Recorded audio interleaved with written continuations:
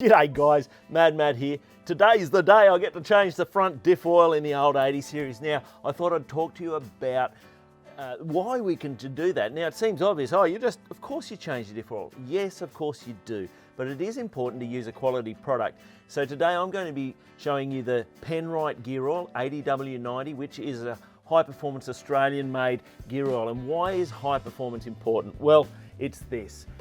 In a four-wheel drive, you're not just exposed to the normal pressures of a on-road vehicle. You've got to deal with low range. That means that you're putting a lot more torque and force through the gear sets. So you need a gear oil that is going to be able to handle that pressure. You're also going to be going off-road where there's water and mud and those sort of things.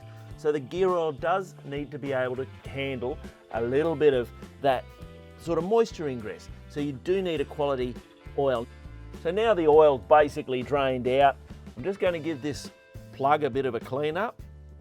I'm looking for any large metal particulates in there. You'll always find that there's a little bit of like metal dust, if you will, on there, which this has got. I always have a look in the rag, and that's all I've got is the very fine paste in there. That's all good. So plug back in. Now you can put a new washer on your plug if you like.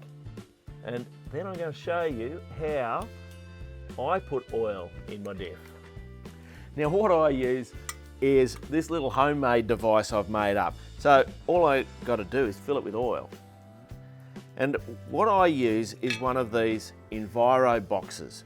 Now these were developed by Penrite and they actually won an award for it last year, 2017, for a really creative packaging solution, because the amount of waste when you're finished with it is minimalised, which is fantastic. I mean, let's face it, cardboard can be recycled. So that's really cool, but more down to the point of the oil. This 80W90 oil, it's got an anti-shutter design in it, which to my mind is basically to make it more slippery and more lubrication.